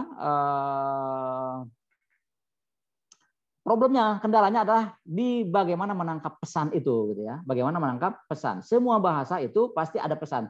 Nah, maka dengan demikian ketika memang pesan itu tidak tersampaikan dengan tuntas, maka boleh memakai bahasa sumbernya begitu ya. Ya, tidak bisa kita menerjemahkan langsung umpamanya katakanlah ya yang paling sederhana kalau kita menjelaskan umpamanya dalam bahasa Indonesia kebanyakan Pancasila gitu kan diterjemahkan dalam bahasa Inggris, ternyata tetap aja Pancasila ataupun mungkin yang sifatnya semboyan-semboyan gitu ya. Ingar Sosung Tulodo, kemudian Tuturi Handayani itu kan pasti kita tetap saja dibawa bahasa aslinya kemudian diterjemahkan ke dalam bahasa ini ya. Mungkin bahasa sederhana seperti coach gitu ya. Kita panggil coach ya. Kita kan mungkin kenapa kita tidak rubah dengan tapi kita panggil coach itu karena memang itu adalah message-nya di situ ya gitu tidak bisa dipindahkan begitu. Nah kemudian peluang menjadi penerjemah profesional Bapak Ibu sekalian ya berpengalaman saya dari pengalaman itu adalah bagaimana kita terlibat langsung ya saya langsung ikut seminar kemudian saya juga ikut workshop kemudian juga saya menjadi pembicara seminar pembicara workshop ya kan saya begitu terlibat jadi pembicara seperti itu ya awalnya memang awalnya sibuk gitu kan sibuk dengan bagaimana kita mengikuti seminar mengikuti kemudian pelatihan bahkan sibuk terlibat dalam tapi alhamdulillah ya kan lama-lama istilahnya karena berjalannya waktu sekarang sibuk bagaimana menerima order gitu Bapak sekalian ya jadi order ini sudah betul-betul gitu. Sudah melibatkan mahasiswa saya sudah libatkan gitu kan bahkan order itu datang dari teman-teman yang memang itu ada yang dari mahasiswa ketika saya mengajar di UI itu kan dulu itu bekerja sama dengan BEM umpamanya saya mengajar di Fakultas Hukum bekerja sama dengan BEM untuk ekstrakurikulernya begitu. Nah dari sekian banyak waktu mereka sudah bekerja di law firm, mereka sudah menjadi pengacara itu memberikan order ke kita begitu Bapak sekalian ya. Ini luar biasa nih gitu kan. Begitupun juga senior-senior saya gitu kan, dosen-dosen saya, orang-orang itu ketemu memberikan order. Jadi sekarang memang sibuk gitu ya, sibuk dalam pengertian dengan terjemahan gitu kan. Terjemahan asalnya mungkin kapasitasnya hanya 10 halaman, 20 halaman ini sekarang udah ada sampai 600 halaman gitu ya, hampir 1000 halaman. Nah, maka ini luar biasa Bapak sekalian. Maka dengan demikian, jadi actively involved in translation activity. Di situ harus ada cinta nah gitu. Jadi ada ikatan cinta terhadap satu penerjemahan. Mungkin saya bilang sama begitu ya. Nah, apapun istilahnya ya mungkin jadi ikatan cinta bukan hanya di sinetron ya Andin dan Arya Loka di situ mah tapi juga dalam translation begitu ya Bapak Ibu sekalian ya sehingga ketika kita nanti akan bagaimana Pak bisa menerjemahkan novel bagaimana bisa menerjemahkan umpamanya sajak ya kita harus terlibat dulu ya jadi bahasa kita ada di situ gitu kan ada di bahasa situ termasuk juga nah itu Bapak sekalian ya kemudian juga yang terpenting adalah be under direction of editor or provider itu seperti itu Bapak sekalian ya. Ini sebenarnya masih banyak yang saya sampaikan, tapi memang ini keterbatasan waktu. Mohon maaf ya, sangat istimewa ini seperti Bapak sekalian. Saya sangat bangga. Mudah-mudahan mungkin untuk sementara Bu Audi cukup seperti dulu. Nanti silakan dilanjut. Baik, luar biasa. Luar biasa Pak Suhendar. Mungkin bisa di stop share screen dulu ya Pak ya. Terima kasih Bapak untuk paparan materi yang telah diberikan. Saya pribadi belajar banyak dari apa yang Bapak sampaikan. Yang pasti akhirnya saya malu sendiri gitu. Ternyata tidak cukup hanya penguasaan teori saja yang saya dapatkan di kelas, tetapi memang yang terpenting itu adalah jam terbang. Dan yang menarik menarik juga mungkin salah seorang pakar penerjemahan yang mengajar di Australia, Ibu yang saya hormati, Ibu Rohaya Mahali, itu juga menyatakan beliau menyewa sebetulnya sebagai seorang penerjemah ada 5 perangkat intelektual yang harus dimiliki, misalnya terkait dengan kemampuan untuk menguasai bahasa sumber, berikut bahasa sasaran, kemudian pengetahuan tentang pokok masalah yang memang sedang diterjemahkan, kemudian penerapan pengetahuan yang dimiliki, dan terakhir adalah keterampilan. Dan saya percaya bahwa keterampilan ini yang akan terkait dengan jam terbang. Sesi berikutnya adalah sesi tanya jawab. Ini Pak Swender kayaknya karena terlalu semangat memaparkan materinya sehingga tidak terasa sudah lewat sekitar 1 menit ini nampaknya ya. Saya bagaimana ini panitia atau oke, baik. Saya sepertinya dapat tanda dari panitia bahwa panitia merangkum beberapa pertanyaan yang masuk nampaknya. Oke, Pak Muklas bisa tolong ditayangkan? Oke, kita sambil nunggu pertanyaan dari Pak Muklas. Baik Ibu, baik-baik ya. ya. Pak Suhender ya. Baik, ini sudah nampak pertanyaannya di layar. Coba sebentar. Oke, pertanyaan pertama ini dari Ibu Yunia di Jakarta. Beliau bertanya, jika, ini kayaknya seperti kalau saya menggunakan analogi, anggap saja Bapak saya ini, Audi, ingin menjadi seorang sworn translator. Maka menurut Pak Suhender, apakah saya perlu mengambil kursus penerjemahan terlebih dahulu sehingga pada akhirnya saya bisa lulus ujian menjadi seorang penerjemah tersumpah? Mohon arahan ya Pak Suhender. Terima kasih Bu Audi. Ini pertanyaan luar biasa ya. Jadi sebetulnya Bapak Ibu ya, untuk menjadi penerjemah tersumpah ataupun yang terlibat tanpa syarat, tanpa syarat, langsung saya Ibu menerjemahkan, langsung menerjemahkan. Dengan menerjemahkan itulah Bapak Ibu nanti akan ada jawaban di lapangan. Sehingga dengan demikian learning by doing ya, while we are going along, begitu kan. Setelah kita mendapatkan di situ atmosfernya, kemudian kita sudah menjadi sedemikian akrab begitu dengan dunia terjemahan translate tersumpah ya. Legal dokumen-dokumen legal ya, seperti keputusan pengadilan, akte notaris, kemudian peraturan perundang-undangan begitu, kemudian juga kontrak gitu kan. Dan Bapak Ibu sekalian ya, jadi ketika nanti ada dalam Indonesian version pasti ada English versionnya gitu ya. Begitu sebaliknya. Nah, begitu juga ketika ada dalam teorinya ada teori tentang terjemahan, maka di lapangan ada aplikasinya Bapak Ibu sekalian. Tinggal bagaimana kita langsung terlibat begitu ya. Terlibat, dan kemudian begitu kita langsung sekali terjun, jangan berhenti gitu ya. Jangan berhenti. Disitulah. Jadi kalau Bapak ingin menjadi seorang translator, memang nanti terlibat dulu dengan 4 terjemahan tadi, 4 dokumen tadi, dokumen ketentuan keputusan pengadilan, kemudian dokumen peraturan perundang-undangan, kemudian akte notaris, dan juga kontrak dan agreement. Nah itu ya. Jadi 4 itu Bapak Ibu. Kalau sudah itu maka silakan ikut nanti. Nanti kalau nanti Departemen Kementerian Hukum dan Hak Asasi Manusia sudah membuka lagi, Bapak Ibu tinggal ikut, tinggal gabung saja gitu ya. Jadi seperti itu. Gitu. Oke Pak Suhender, terima kasih. Jadi mungkin suatu ketika insya Allah saya siap, saya akan ujian menjadi seorang penerjemah tersumpah, maka yang harus terlebih dahulu saya persiapkan adalah saya harus ini dulu ya Pak, meningkatkan jam terbang dulu ya Pak ya, sehingga lulus ujian itu, karena saya dengar juga ujiannya ini luar biasa, ada range nilai 80 sampai 100 jika saya ingin lulus menjadi seorang penerjemah tersumpah. Begitu ya Pak ya. Oke, terima kasih Pak Suhender. Berikutnya adalah pertanyaan dari Pak Nugroho, ini masih di Jakarta. Jadi beliau bertanya tentang siapa saja yang bisa mempercepat proses penerjemahan. Ini kayaknya hubungannya dengan kegalauan, termasuk saya ini Pak. Kebetulan banyak tugas yang memang harus hubungannya dengan proses penerjemahan, dan kadang-kadang saya juga nggak meyakini kemampuan saya. Kira-kira seperti apa menurut Pak Suhender? Mohon Pak. Baik, terima kasih Bu Audi atas pertanyaannya. Ini Pak Nugroho, terima kasih atas pertanyaannya. Betul sekali Bapak sekalian. Jadi to be honest, ketika saya menjadi praktisi, sebetulnya saya tidak begitu tertarik dengan mesin translation ya gitu. Karena bahkan saya terkesan a priori dengan translation. Tapi setelah Saya coba juga mengajar di bidang mata kuliah teknologi in translation gitu kan.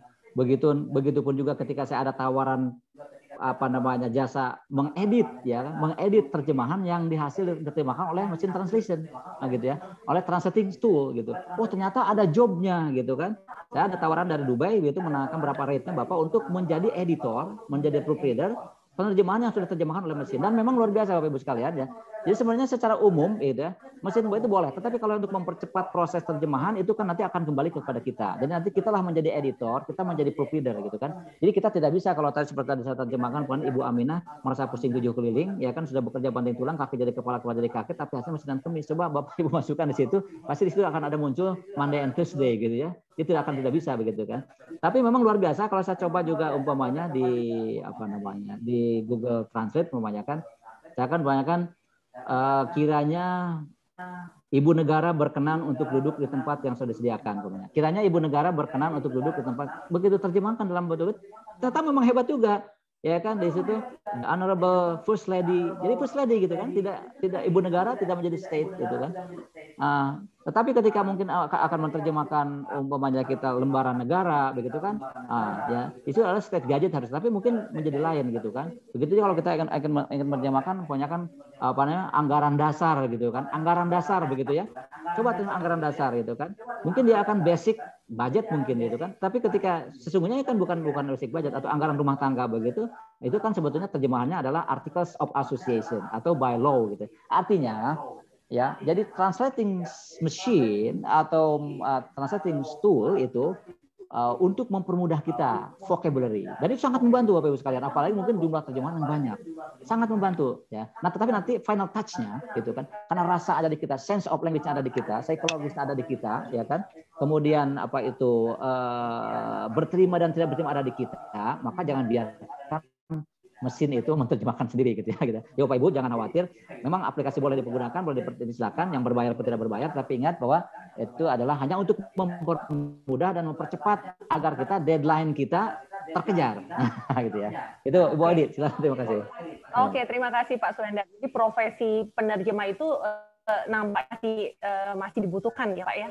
Karena sejauh ini belum ada aplikasi yang bisa mengisi kekosongan terkait dengan sense gitu ya Pak ya, terkait dengan betul, iya. Iya, saya ini sepertinya apakah kita punya waktu lagi Pak Muklas untuk menayangkan pertanyaan berikutnya, bagaimana Pak Muklas? Masih ya, oke. Mohon slide berikutnya. Tapi saya juga ingin sebelumnya nih Pak Suendar. Jadi saya betul-betul mendapat inspirasi dari apa yang Pak Suendar tadi sampaikan. Jadi tadi malam itu saya mencoba menerjemahkan frase flip classroom. Dan saya juga mengalami kegalauan apakah menjadi kelas terbalik atau menjadi kelas dibalik. Tetapi tadi pemaparan Pak Suendar terkait dengan Pancasila, kemudian Ingarso, itu akhirnya membulatkan tekad saya nampaknya memang harus menggunakan istilah yang asli flip classroom. Karena mungkin tidak semua harus diterjemahkan, keterbatasan budaya atau mungkin keterbatasannya leksikal bahasa sasaran dan atau munculnya beberapa istilah baru. Nampaknya seperti iya betul Ibu, seperti itu ya. Betul sekali. Oke. Ini sudah ada lagi 2 pertanyaan. Pertanyaan berikutnya, kita jalan-jalan ke Pontianak ini. Mungkin ini kalau dari nama depannya sih sepertinya Ibu ya. Mudah-mudahan saya nggak salah ini ya. Ibu atau mungkin Bapak ya. Pak April Agape, beliau bertanya bagaimana teknik termudah untuk menerjemahkan. Silakan Bapak. Ya, baik. Terima kasih Ibu Aldi atas pertanyaannya. Ini terima kasih Ibu Bapak ya, Bapak atau Ibu ya ini dari Pontianak.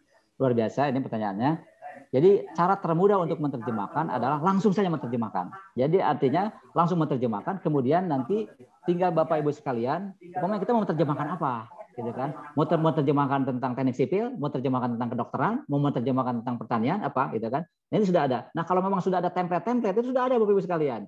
Ya template-template itu sudah ada, begitu ya. Template perjanjian, kemudian template kontrak, kemudian template itu umpamanya termasuk juga surat-surat kayak akte nikah, kemudian akte kelahiran, itu sudah ada template-templatenya. Tinggal kita nanti makanya di sini linguistik berperan Bapak Ibu sekalian. Jadi kalau kita sudah paham tentang, jadi yang pertama sekali tadi mungkin terlewat ya, jadi Jadi bagaimana yang pertama sekali itu message comprehension dulu itu. Setelah message baru yang kedua adalah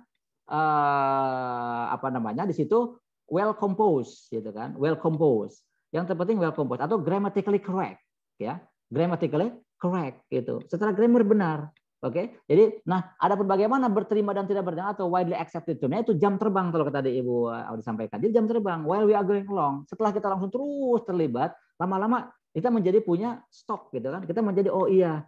Mungkin pertama kali agak sedikit belum terbiasa. Ketika kedua kali, ketiga kali itu sudah terbiasa. Jadi bagaimana teknik termudah untuk menerjemahkan? Langsung terjemahkan Bapak Ibu sekalian ya. Tinggal lihat nanti benchmark-nya di mana, gitu kan? Benchmark-nya di mana, ya kan? Mau template apa, mau jenis apa, terjemahan sudah ada. Nah, tinggal ada prasyarat yang sangat fundamental tadi ya. Setelah kita memang paham tentang linguistik seperti itu, Waldi. Ya. Jadi langsung saja tanpa syarat, ya kan, menerjemahkan begitu ya. Iya, baik Pak, terima kasih. Dan mungkin ini akan menjadi pertanyaan terakhir nampaknya ya. Pertanyaan berikutnya adalah dari Ibu Isnain Evelina Dewi dari Jakarta. Beliau bertanya bagaimana caranya untuk mengatasi language barrier. Silakan Pak Suhendar. Baik Ibu, terima kasih. Ya, language barrier yang pertama sekali mungkin ini, kita kadang ragu-ragu Bapak Ibu sekalian ya. Ragu-ragu atas kemampuan kita, kadang-kadang begitu. Dan kita tidak confident ya untuk kita bagaimana menerjemahkan ya.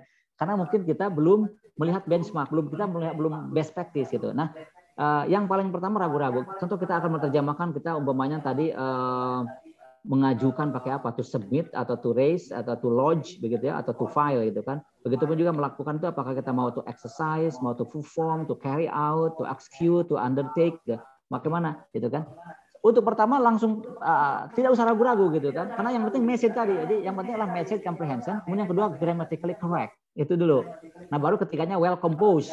Udah well composed baru ketiga artful atau widely accepted term gitu ya. Kalau sudah widely accepted term itu memang sudah jam terbang. Nah, itu yang pertama. Yang kedua, tadi kita kelemahan menangkap message. Jadi ketika nanti berbicaranya panjang, lebar begitu kan. Kemudian sejujurnya pesannya hanya singkat saja begitu kan.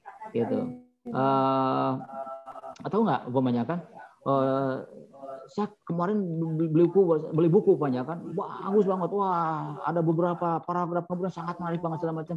Harganya terjangkau gitu kan. Buku harga terjangkau, tapi dia akan berputar-putar dulu nanti baru harga terjangkau atau dan seterusnya. Banyak kalimat-kalimat seperti itu umpamanya Bapak Ibu sekalian. Nah, itu kata bagi kita adalah bagaimana menangkap pesan gitu kan. Menangkap pesan. Kemudian yang kedua kita harus membuat simplifikasi tadi. Ini terutama mungkin nanti dalam juru bahasa nanti insya Allah saya akan buat pelatihan tentang juru bahasa gitu. Ini akan sangat terjebak oleh language barrier karena kita pertama ragu-ragu, kedua adalah terlalu banyak bumbu-bumbu kalimat begitu ya. Sehingga apa sih ini message-nya gitu kan. Apa message-nya? Padahal sesungguhnya message itu hanya kalau nggak verb pasti dia to be begitu kan. Hanya itu dia itu kan, hanya verb atau to be atau nanti linking verb seperti itu. Ya. Oke, terima kasih Pak Suhendar, ini luar biasa ini.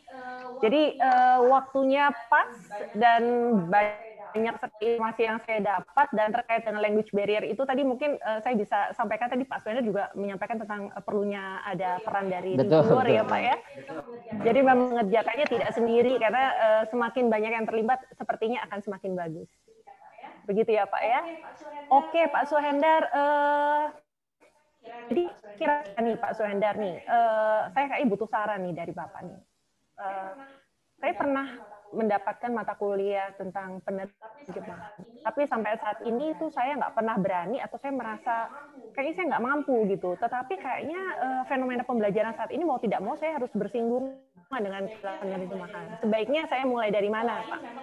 Selain memang saya harus nyebur gitu ya Pak ya, selain saya harus memang mau tidak mau nyebur dulu, tapi mungkin ada strategi yang apa ya, tips and trick yang spesifik kayaknya saya ini harus mulainya dari mana? Mohon arahannya Pak Suhendar. Baik, ya. Satu hal yang harus kita bangun mindset kita Ibu ya. Jadi mindset kita ketika kita sudah belajar linguistik, berarti kita you are the right person to be a professional translator. Itu ya, itu dulu mindsetnya. Jadi kita berhak to have the right to become a very successful translator. Itu mindset yang dibangun. Yang kedua, merasa ragu-ragu, dihilangkan ragu-ragu. Nah, yang ketiga, ini sangat menarik. Dimulai yang kita suka. Nah, dimulai yang kita suka, yang kita interest di situ, yang kita merasa enjoy di situ, yang merasa kita nyaman di situ. ya gitu kan, nyaman di situ gitu. Nah jujur saya juga ada beberapa penerjemahan yang saya merasa nyaman gitu kan. Kenapa nyaman? Ya ada banyak hal perspektifnya ya, karena tidak susah, kemudian umpamanya rate-nya besar gitu ya. Itu yang nyaman. Tapi untuk di awal kita nyaman dulu gitu kan. Karena apa? Berbahasa itu adalah bagaimana kita mengaplikasikan seni ya Bapak Ibu ya. Dan juga bagaimana mengaplikasikan yang kedua adalah bagaimana kita bisa melibatkan orang lain begitu ya. Jadi ketika saya dapat terjemahan terjemahan tentang bagaimana teknik sipil, makanya saya berikan dulu ke orang teknisi yang memang dia ahli, silahkan terjemahkan dulu, nanti baru saya ngedit gitu. Ataupun dia terjemahan di bidang ekonomi, saya serahkan dulu ke ekonomi. Jadi saya melibatkan banyak orang Bapak Ibu sekalian, gitu kan. Begitu pun terjemahan dalam bidang umpamanya lebih khusus spesifik kedokteran, ya dokter lah yang terjemahan dulu, baru nanti saya mereview itu. Jadi mulai dari yang kita suka, gitu kan, yang kita suka itu insya Allah akan menjadi menarik nantinya gitu. Ternyata begitu. Nah, kemudian selebihnya adalah niatkan. Nah ini mungkin ini terlalu menggurui, mohon maaf ya. Niatkan aktivitas kita itu ada manfaatnya untuk orang lain. Nah itu. Terima kasih Bu. Itu. Oke, satu lagi silakan. Boleh ya Pak ya? Aduh, saya ini banyak penasaran. Saya dari beberapa pendekatan dalam proses penerjemahan ya Pak ya. Kalau Pak Suhendar itu lebih memilih pendekatan yang mana dan kenapa? Ya kan kalau tadi persyaratan, terima kasih Mbak Odi ya.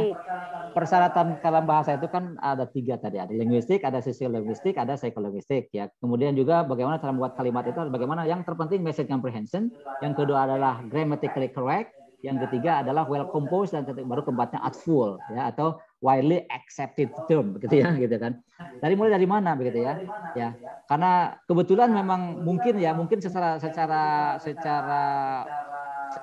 pengalamannya, I was born to be a practitioner gitu ya. Saya memang terlahir menjadi praktisi. Dari saya mulai dari SMA itu saya udah langsung mengajar ya, mengajar di SMA lulus itu saya mengajar di tingkat ini dulu level lebih bawah gitu ya. Saya mengajar dari TK, SD, kemudian SMP itu ya. Artinya ekstrakurikulernya begitu ya. Begitu saya begitu tingkat saya level tinggi, maka saya mengajar. Terus saya mengajar. Jadi saya bisa mengajar, ini pengalaman saya dari mulai TK, SD, SMP, SMA, SEMEA, STM dulu, STM Vocational School. Kemudian juga D3 pelajaran, kemudian D3 kebidanan gitu kan.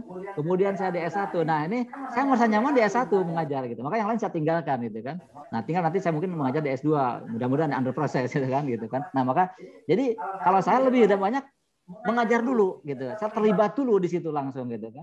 Jadi saya memberikan seperti kenapa dengan terlibat seperti itu banyak feedback masukan di lapangan itu masukan-masukan yang membuat kita menjadi termotivasi, well inspired dari lapangan. Tapi kalau kita hanya kita teori kita perbanyak, tidak salah Bapak Ibu sekalian, memperbanyak teori sangat bagus ya.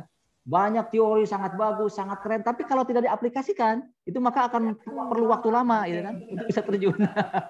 Itu kan. Nanti selalu banyak saingan, kompetitor banyak Pak itu. Baik langsung terjun itu Bu ya. Baik, jadi tadi ya Pak ya, karena kembali lagi ya jam terbang gitu. Jadi kalau misalnya jatuh atau mungkin hasil terjemahan di awalnya memang by the end pasti akan sesuai dengan apa yang diharapkan. Iya. Luar biasa. Luar biasa hari ini Pak. Saya betul saya pribadi paparan Pak Suhendar. Saya terima kasih ya Pak Suhendar ya sudah berbagi. Ini inspiring story sekali ini buat saya.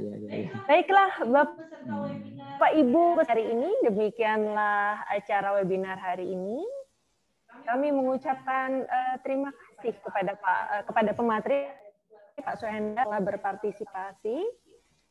Akhir kata saya Audi selaku moderator mohon undur diri. Semoga kita ke acara berikutnya. Terima kasih. Wabillahi taufiq wal hidayah. Wassalamualaikum warahmatullahi wabarakatuh. Dan saya kembalikan kepada rekan saya. Ya, terima kasih Ibu Audi Yundayani sebagai moderator dan Bapak yang sangat luar biasa, Bapak Suhendar yang sudah memberikan pemaparan terkait dengan teknik, strategi, menerjemahkan dengan cepat dan mudah dan sangat menginspirasi kita. Kita banyak belajar dari beliau seorang praktisi. Semoga ilmu dari beliau bisa kita serap dengan maksimal. Hari ini kami mengucapkan terima kasih sedalam-dalamnya kepada seluruh anggota yang sudah mengikuti kegiatan awal sampai akhir. Dan saya juga mengingatkan sekali lagi kepada Bapak Ibu, pastikan sudah mengisi form B, dan karena form B tersebut akan kita jadikan acuan sebagai pembuatan e-certificate. Nah, nanti e-certificate akan kami berikan link untuk diambil, untuk di-download ya, melalui email yang Bapak Ibu sudah sertakan. Atas nama panitia, kami mengucapkan terima kasih yang sedalam-dalamnya dan mengucapkan terima kasih yang sebesar-besarnya. Sampai jumpa di kegiatan webinar selanjutnya. Salam sehat, salam tangguh buat kita semua dalam keadaan yang sehat walafiat. Sebelum kami akhiri, saya sebagai host mohon sambutan terakhir dari Bapak Presiden, Bapak Bejo Sutrisno sebagai closing. Mohon maaf dari kami sebagai host. Assalamualaikum warahmatullahi wabarakatuh. Halo Pak Bejo. Ya, siap Pak Mejas. Silakan Pak Bejo. Bisa sekalian ditutup Pak. Ya, alhamdulillah tidak terasa kegiatan begitu cepat berlalu. Semoga webinar ini membawa manfaat buat kita semua. Kami mengucapkan mohon maaf ya jika masih terdapat banyak kekurangan, karena bagaimanapun kami selaku panitia masih terus banyak belajar. Dan juga pertanyaan yang belum terjawab karena terbatasnya waktu. Karena dari kami, sekali lagi kami ucapkan banyak terima kasih kepada seluruh peserta yang terus semangat mengikuti webinar ini. Tanpa Bapak Ibu semua, webinar ini tidak mungkin bisa berjalan dengan baik. Juga terima kasih buat panitia atas kerja kerasnya untuk kegiatan ini. Semoga Allah Subhanahu wa Ta'ala yang membalasnya amat baiknya. Amin. Sebagai penutup, saya ucapkan alhamdulillah rabbil alamin. Semoga kita masih dipertemukan di lain waktu di event-event berikutnya. Wassalamualaikum warahmatullahi wabarakatuh. Waalaikumsalam warahmatullahi wabarakatuh. Terima kasih Bapak Ibu. Nanti pengisian feedback kami tunggu sampai jam 2.45. Nanti link setelah jam 2.45 akan kami tutup dan sudah tidak ada akses untuk absensi dan pemberian feedback. Kita akhiri. Assalamualaikum warahmatullahi wabarakatuh. Terima kasih. Assalamualaikum warahmatullahi wabarakatuh. Terima kasih atas kehadirannya. Terima kasih Pak Marlon, Ibu Dona, semua. Sampai berjumpa lagi. Mohon izin. Ya, terima kasih.